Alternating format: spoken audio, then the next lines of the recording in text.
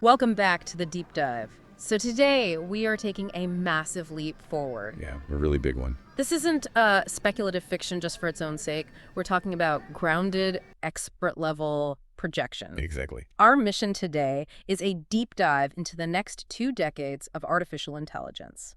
Specifically, we're looking at how the AI systems being built right now are going to fundamentally reshape our world by the year 2041. And we have an incredible blueprint for this. It's the book AI 2041, 10 Visions for Our Future. It's an amazing collaboration, isn't it, between two real heavy hitters? It truly is. And what makes this book so indispensable for us and for you is that it completely avoids that usual cycle of, AI hype and doomsaying. Right. Instead of some dry research paper, the authors created what they call an inspired collaboration. That's the secret sauce. You have Kai-Fu Lee, who is a huge name in AI, former president of Google China. Bringing all that analytical depth, the real science. And then paired with him, you have Chen Qiufan, who is an acclaimed science fiction writer, bringing the imagination. Exactly. So they take 10 different technological predictions for 2041, and they wrap each one into a really compelling short story. Which is just a brilliant structure. It is, because it forces us to see how technologies like deep learning, mixed reality, advanced robotics, and even the scary stuff like autonomous weapons. How it all actually plays out. Yes. In the messy, lived reality of human society. It helps all of us grapple with these huge ideas without getting bogged down in the technical jargon. It makes the theoretical feel immediate. So our goal today is to pull out the most critical insights from their visions. We're going to be looking at everything from personalized education systems all the way to the paradox of a post-scarcity economy. We'll start where the impact feels most, visceral on the personal scale. We'll look at individual lives through the lens of their 3 main gateway stories. Okay, let's jump right in. The first one deals with health, wellness, and the terrifying idea of invisible bias. It's called the golden elephant. Yes. So what's the core scenario here? The scenario is basically high-tech health insurance. You have an AI-driven program that's designed to monitor people's daily behavior. Well, what they eat, how much they move. Their sleep patterns, everything. And the idea is to incentivize healthier lifestyles. The AI's objective seems totally benign, right? Optimize health, reduce insurance payouts. But, as always seems to happen when AI meets the real world, the unintended consequences pop up almost immediately. The authors call this the problem of AI externalities. That's a key term. We should probably define that. Yeah. Right. So an AI externality is, it's the unseen negative impact of an algorithm that's just ruthlessly optimizing for one very narrow objective. So the AI in the golden elephant, it doesn't care about social context. Not at all. It only cares about data. Metrics. So if its data shows that, say, a certain group of people consistently has worse health outcomes, maybe because they live in a food desert or work 2 physically exhausting jobs, the algorithm doesn't see that. It doesn't see systemic socioeconomic pressure. Yeah. It just sees a failure to meet the health goal. And it punishes them for it. Precisely. The core conflict here is that these algorithms, which are technically devoid of emotions, end up just perpetuating or sometimes even amplifying the social biases and inequalities that already exist. Because the data is already biased? The data reflects our biased world, and the AI can't self-correct for that. It just follows the numbers. And this just raises a huge critical ethical question for anyone building this stuff. Can we actually design an AI to move beyond these narrow goals like profit or efficiency and have it contribute to, broader societal well-being? Or will they always need us?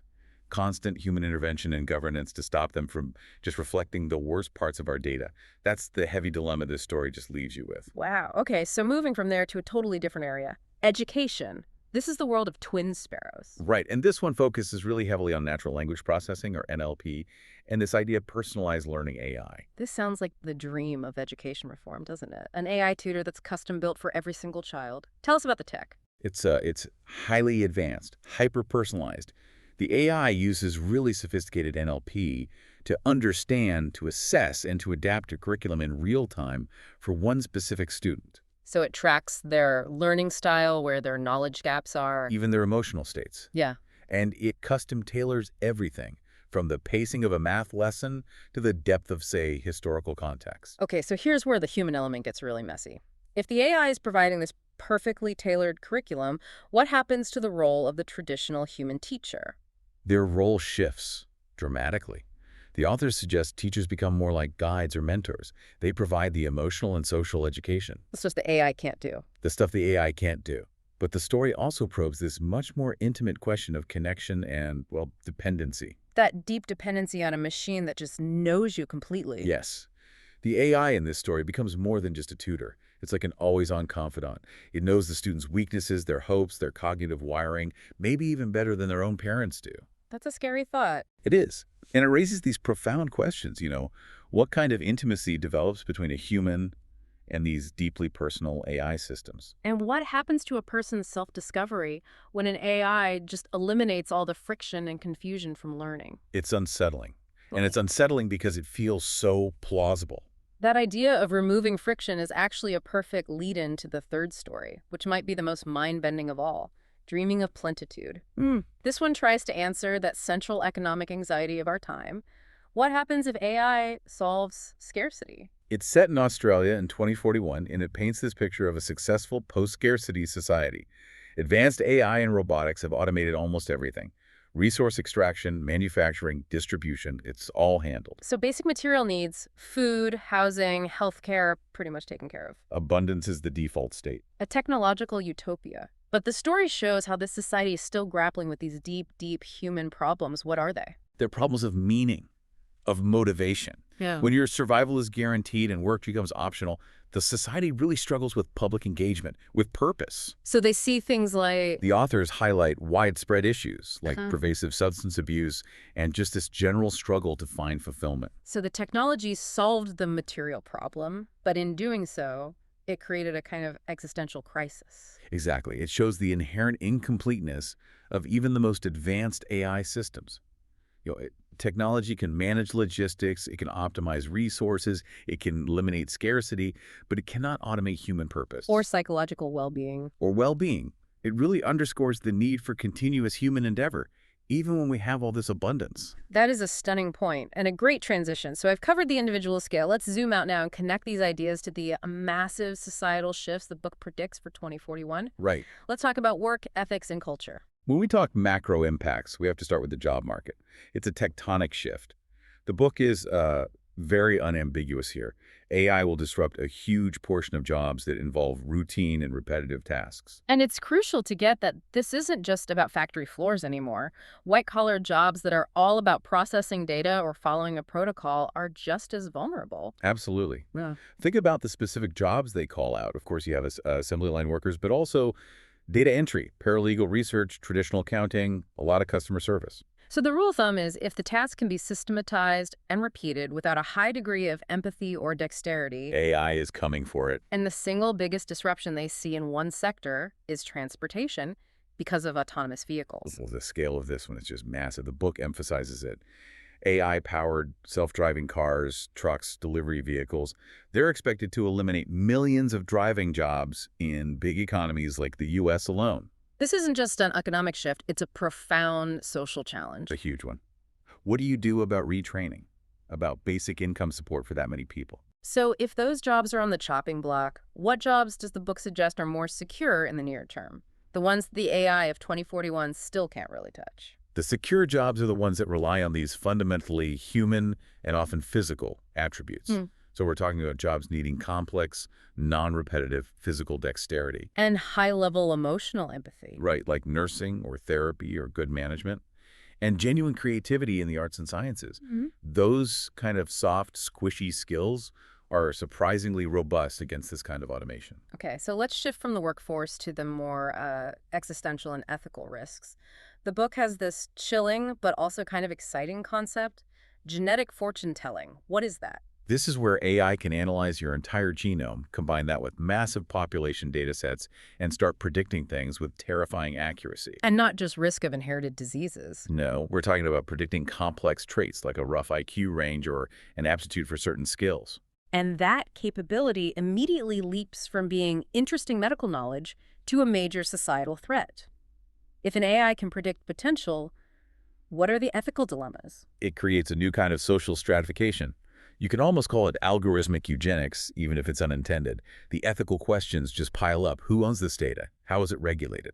And how do you stop companies or governments from using this predictive data to create systemic discrimination? Exactly. Denying someone an opportunity based on their genetic potential instead of their actual performance.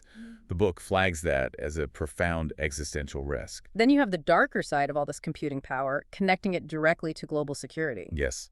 While something like quantum computing might solve huge logistical or medical problems, the sources connect these advancements to new, very grave existential threats. Specifically, autonomous weapons. Right. The combined power of AI and quantum means the rapid development of autonomous weapons systems, an acceleration of automated warfare. This moves AI out of the realm of economic policy and squarely into global security. And what's just as fascinating is how AI reshapes culture itself. The book looks at immersive entertainment and this push toward what they call a contactless society. On the culture front, AI will enable personalized entertainment to a degree we can barely imagine. Like movies or music that are custom tailored to your exact emotional state in real time. Exactly. Your preferences, your cultural background, all of it. Which sounds like peak consumer delight, but what's the cultural cost? The cost is shared experience. If everything is hyper-personalized, the very concept of a mass celebrity or a shared cultural touchstone, it just starts to erode. We lose that connection that comes from everyone watching the same movie or hearing the same hit song. Right. AI gives us exactly what we want as individuals, but it might fragment the collective human experience. And the contactless society, that feels very rooted in our recent past, post-pandemic. How does AI make that permanent by 2041?